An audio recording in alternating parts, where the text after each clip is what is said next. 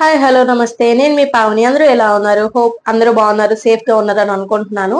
ఈ రోజు వీడియో వచ్చేసి క్యాస్ట్ ఐరన్ గురించి కొన్నారు కదా, మీరు ఎలా సీజనింగ్ చేశారు, ఎలా మెయింటైన్ చేస్తున్నారు, అసలు ఎలా వాడారు, అంటుకుంటుందా లేదా, ఆయిల్ ఎంత తీసుకుంటుందా అని చాలా మంది చాలా రకాలుగా అయితే క్వశ్చన్స్ అడిగారు. ఈ రోజు ఈ వీడియోలో అయితే చూపించేస్తాను. ఇండస్ వ్యాలీ నుంచి క్యాస్ట్ ఐరన్, స్టీల్ ప్యాన్ అన్ని ఆర్డర్ చేశాను కదా. క్యాస్ట్ ఐరన్ ఎలా మెయింటైన్ చేస్తున్నాను అనేది మాత్రం చూపిస్తాను. ఈ ప్రొడక్ట్స్ అన్నీను ఫస్ట్ అయితే ఏదైనా డిష్ వాషర్ గానీ సోప్ గానీ వేసి మంచిగా క్లీన్ చేసేసుకోవాలి. ఇనుప పీస్ మాత్రం పెట్టద్దు, నార్మల్ పీస్ తోనే క్లీన్ చేసుకోండి. ఒకవేళ మామూలు పీస్ బాగోలేకపోతే కొత్తది యూజ్ చేయండి, మంచిగా వస్తుంది అప్పుడే.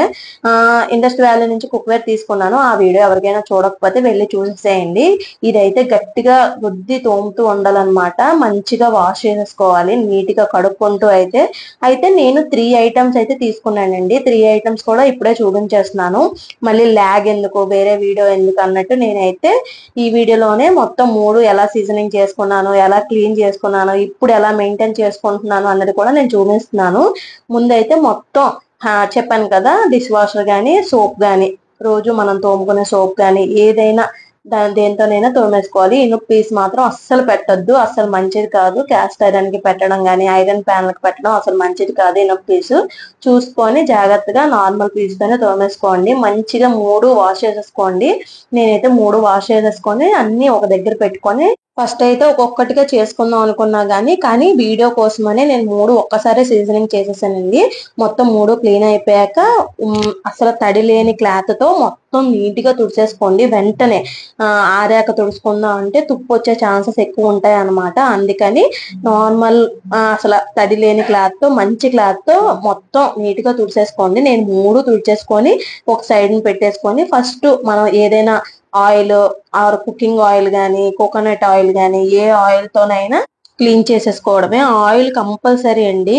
ఈ మొత్తం తుడిచేసుకున్నాక అయితే అసలు తడి లేకుండా ఒక టిష్యూ గానీ ఏదైనా సరే దాంతో కొంచెం ఆయిల్ వేసి మొత్తం దాన్ని సీజనింగ్ చేసేసుకోవాలన్నమాట. మొత్తం ఆయిల్ పట్టించేయాలి కళాయిలకన్నిటికి.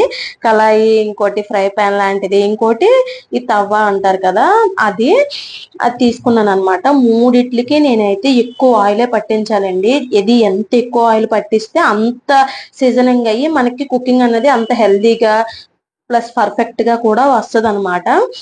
ఇది మాత్రం అసలు ఎవరు మిస్ చేయొద్దు. తడి ఉండకూడదు, మెయిన్ తడి ఉండకూడదు. నాకు తెలీదు యాక్చువల్లీ. నేను కొన్ని వీడియోస్ అయితే యూట్యూబ్ లో చూసి అఫ్ కోర్స్ నాలాగా ఎవరికైనా యూజ్ అవుతుంది అన్నట్టు నేనైతే ఈ వీడియో చేస్తున్నాను. అసలు తడి లేకుండా ఫుల్ ఆయిల్ తోనే నింపేయాలండి దాన్ని. నేను చెప్పాను కదా, మూడిట్లని చాలా నీట్ గా సీజనింగ్ చేసేసాను అని. అయితే ఇండస్ వ్యాలీ నుంచి తెప్పించారు కదా, ఎంత పడ్డాయి ఏంటి అని చాలా మంది అడిగారండి. నేనైతే ఆ వీడియో చేస్తాను, ఒక్కొక్కటి ఎంత ప్రైస్ పడింది, ఎలా పడింది చెప్పండి సిస్టర్ అని చాలా మంది కమెంట్స్ చేశారండి. ఒక 60 మెంబర్స్ ఏమో చేశారు ఇన్స్టాగ్రామ్ లో. యూట్యూబ్ లో వచ్చేసి ఒక 20 మెంబర్స్ దాకా మెసేజ్ చేశారు. నేను అన్నిటికీ ఒక వీడియో చేస్తాను అని చెప్పాను ఆల్రెడీ, కానీ కాస్ట్ అడిగారు. కాస్ట్ మాత్రం మెన్షన్ చేశాను. కానీ నేనేం చెప్తానంటే అన్ని ఒక్కసారి తీసుకోవడం చాలా బెస్ట్ అని చెప్తాను. ఒక్కొక్కటి అంటే చాలా కాస్ట్ పడుతుందండి. నేను ఇన్నిట్ల మీద నాకు చాలా కాస్ట్ అయితే చాలా తగ్గిందనే చెప్తాను. ఇది అయిపోయాక నేనైతే ఈ పాన్ ని, ఆయిల్ రాసిన పాన్ ని అయితే ఫస్ట్ స్టవ్ మీద పెట్టేసి చాలా హీట్ చేసేయాలి. చిన్న మంటలోనే పొగలు వస్తాయి అనమాట. పొగలు వచ్చే టైంకి కొంచెం ఆయిల్ వేయాలి. చెప్పాను కదా పొగలు వస్తాయని. పొగలు వచ్చే టైంకి ఆయిల్ వేసి టిష్యూ క్లాత్ తో చెప్పాను, ఆ టిష్యూ క్లాత్ తో అయితే తుడిచేసాను అనమాట. ఇలా నేను ఒక 5 టైమ్స్ దాకా చేశానండి. ఆ 3 ఐటమ్స్ కూడా ఒక 5 టైమ్స్. అంటే ఎంత ఆయిల్ పీల్చితే అంత బాగా సీజనింగ్ అవుతుంది, అంత హెల్దీ అన్నమాట. అయితే ఇది ఎవరు మిస్ చేయొద్దు. చిన్న మంటలో పెట్టేసి అది బాగా పొగలు వచ్చాక బాగా తుడుచుకోండి. అలా తుడుస్తూ నేనైతే మొత్తం క్లీన్ చేసేసాను. క్లీన్ అయిపోయాక కూడా డైరెక్ట్ కుకింగ్ చేసేయకండి. ఫస్ట్ ఒక ఉల్లిపాయ వేసి వేపుకోండి. అది బాగా ఫ్రై అయిపోయి అది ఎవరు తినొద్దు, పడేసేయండి. నేను 3లో కూడా ఒక్కొక్క ఉల్లిపాయ అన్నది వేపుకున్నాను అనమాట 3 స్టవ్ల మీద. కానీ ఒకటే మీకు చూపిస్తున్నాను, చిన్న క్లిప్ అయితే యాడ్ చేస్తాను చూడండి.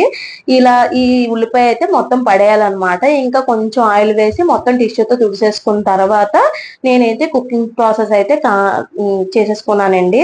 నాకైతే ఎక్కువ ఆయిల్ ఏం పట్టలేదండి, జస్ట్ ఒక 2 స్పూన్స్ తో బెండి ఫ్రై అయితే అయిపోయింది. నేను చాలా చాలా హ్యాపీ, ఎందుకంటే ఆయిల్ కంటెంట్ తగ్గిద్దామని ఇవి అయితే తీసుకోవడానికి కారణం. ఇది ఇంకో దాంట్లో చెప్పాను కదా, అన్నిటిలోనూ ఒక్కొక్క ఉల్లిపాయ వేపాను అని, ఉల్లిపాయ వేపేసి అది కూడా పడేసేయండి. అది మాత్రం తినొద్దు, అది మంచిది కాదు. అంటే ఫస్ట్ చేసే ఇది కదా, మంచిది కాదు. దీని తర్వాత ఇంకేమైనా చేసుకుంటే చేసేసుకోండి, కొంచెం ఆయిల్ తోనే మళ్ళీ క్లీన్ చేసేసుకోండి. దీంట్లో అయితే రసం తాలింపు వేసాను అనమాట, ఒక దాంట్లో అయితే బెండి ఫ్రై చేశాను. చాలా చాలా ఎమ్మీగా వచ్చే, చాలా తొందరగా అయిపోయి హీట్ వల్ల.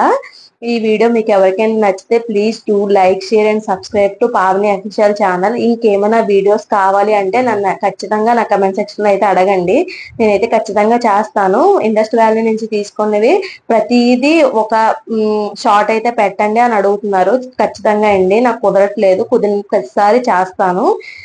మొత్తం ఒకసారి కాస్ట్ ఎంత పడేవి ఒక్కొక్కటి అని అన్ని ఒక దాంట్లో వీడియోలో చెప్పండి అని అడుగుతున్నారు. అది కూడా చేస్తానండి డెఫినెట్లీగా.